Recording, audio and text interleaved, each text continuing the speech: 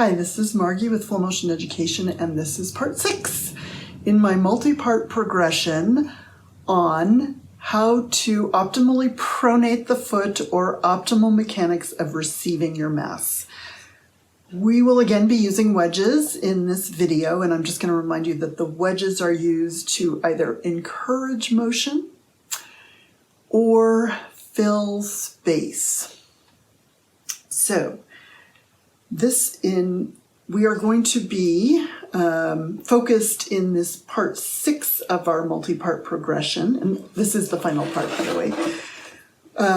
We're going to be focused on this component of pronation, the component of the talus bone, this bone right here, the connection between the body above and the foot, because it articulates with the shin bone, which is not part of the foot, and the heel bone, which is. So it is literally the connection between the body above and the foot. My teacher Gary Ward calls it the driver of the bus. The talus is the driver of the bus. It moves in the rotational plane like a lighthouse light. This is all in my pronation and supination video, so please go back and review that. In pronation, it rotates in toward the midline of the body. I'm doing a big exaggeration. I want you to notice that I'm driving it with the shin bone or tibia. I don't have my fingers on the talus because in this plane of motion, the rotational plane, where one goes, the other goes. They go together. Much easier to grab on or even conceptualize tibia or shin bone. The wedges are going to go. You're going to take your wider wedge. If you don't have wedges, go grab your washcloths and fold them up. You'll want one kind of wide like this. And this long bone here is called the metatarsal bone. Just like you have 5 toes, you have 5 metatarsal bones, these long bones. 1, 2, 3, 4, 5. We call them first, second, third, fourth, fifth, just like the toes. First, second, third, fourth, fifth. Your wider wedge is going to come in from the side of the foot, and I'm sloping down toward the pinky toe. So it's going to sit underneath the first toe and the first metatarsal. So coming in from the side of the foot, sloping down toward the pinky toe. This is the big toe side. I'm sloping down toward the pinky toe.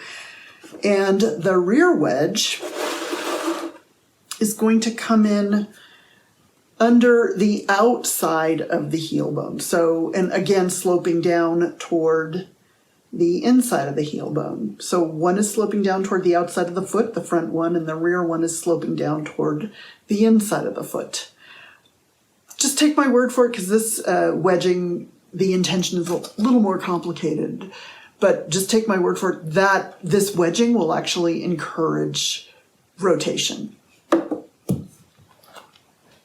Okay, so now we have reviewed what the wedging looks like on the foot skeleton, and we're going to be starting, it's going to look very similar to part 1, 2, 3, 4, and 5, but this one, I've got exciting news, is actually going to be a little different at the end, because you're probably getting bored with the same old exercise. So we're going to take the front wedge, as I showed you on the foot skeleton. It's going to go under the first toe and the first metatarsal, or long bone. And the green wedge is going to come in under the heel from the outside. The one under the heel is sloping down toward the inside of the foot, and the one under the big toe is sloping down toward the outside of the foot. We're going to start just like we've been doing in parts 1 through 5. Bring your mass so far forward that you could lift the back foot with all of the checks I've been talking about. And now I'm going to add a piece. You're going to bring your mass forward. Really, again, make sure I'm on that foot. And then I'm going to rotate my upper body. I'm going to take my head, my shoulders, my rib cage, my pelvis. I could add a reach. You can kind of play with. For some people, this reach works better. For some people, this one. I don't really care. I kind of like this one. And the reach is to drive this rotation all the way down to your tibia. And I'm going to turn and face you in a minute. But let me just tell you one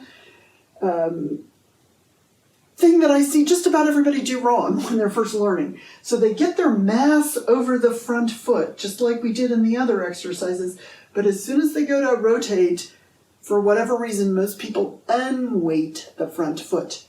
No, I would like you to keep your mass keep it over the front foot. There's barely any weight, and then keeping the mass over the foot, then go into your rotation. And I'm going to get even a little more specific about the rotation. So, I'm going to face you in a minute. As you rotate, there might be a temptation for the little toe ball to lift a little bit. Don't let it. So that little toe ball needs to stay in contact with the ground. And then I'm going to give you this next cue, which is, as you start to rotate, I want you to think of first the right side of if you're on the right foot, the right side of your pelvis, whichever side you're on, that side of the pelvis rotates around, coming around this way. And when it can no longer come around, then the opposite side of the pelvis will rotate back to finish the rotation. It's pretty intense. I'm going to do it one more time from this orientation, and then I'm going to turn and face you. If you would like feedback in this particular video of whether it looks right, I'm going to ask you to send me a video, a check-in video, using the exact same camera angle. So if I demo from the side, I want you to do it from the side, the same side I'm on. Almost always I'm going to want to see your arch. And if I then demo facing you, which I'm about to do, I want you to do the same. If you want me to check, I want you to have the tape on you. That will really help me. So I'm going to place the wedges again.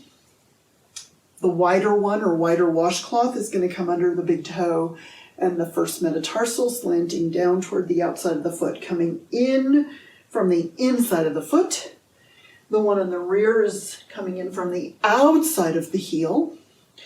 I am going to, I'm just getting this chair out of the way, I am going to bring my mass over the front foot, and watch the dot if you can. I'm going to be doing a close-up in a minute. I'm going to think of rotating my head, my rib cage. When I get to the pelvis, I'm thinking of taking first the side of the pelvis over the working foot.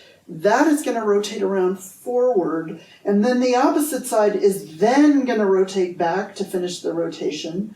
And I'm going to reach with my hand, but the whole point of the upper body rotation is to encourage rotation in the shin.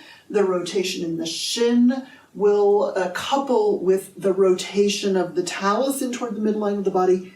Absolutely essential component of foot pronation. Now I'm going to show you a close-up of my foot doing this exercise. Okay, so now I'm going to do my close-up of Receive Your Mass Part 6, with the focus being on the rotation of the talus. I am not going to use wedges. It's actually easier to see the motion in my foot. The wedges kind of block the view. So I have brought my mass forward over the front foot, and then I'm going to rotate my upper body and pelvis, with my intention being getting that rotation to go all the way down to the shin bone. And what you should see is this dot on my tibia or shin bone, which reflects what the talus is doing, because where the talus goes in the rotational plane, the tibia goes. They go together in the rotational plane. They're married. Where one goes, the other goes. So you bring your mass forward.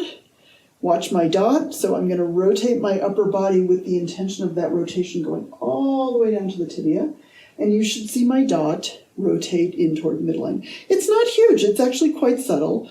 I recommend that you monitor yourself in the mirror the same way. And if you send me check-in videos, please make sure that I get this camera angle. It can be a full body view. If you have tape on, I'll be able to see, even with a full body view.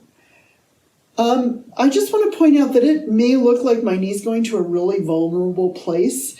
If your knee goes in this far, that tells me that your pinky toe is losing contact. So Don't let it. If you maintain contact, as you rotate the upper body, so that the rotation goes all the way down to the tibia, and you maintain contact with the fifth toe ball, my knee cannot go into a vulnerable position. I'm going to show you side profile.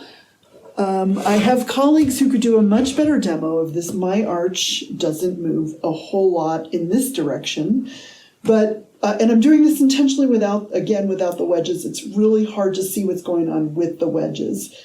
But you see, I bring my mass forward, and as I rotate, do you see how my arch lowers? And I derotate, and it lifts. It's not huge, and it lowers as I rotate and bring my mass forward, and it raises a little bit as I back off. So again, if you send me a check-in video, I would love a side profile with a view of your foot, perhaps without the wedges. One view with the wedges and one without. I cannot see your arch without the wedges. And this is also something for you to look for in the mirror when you're checking your own form.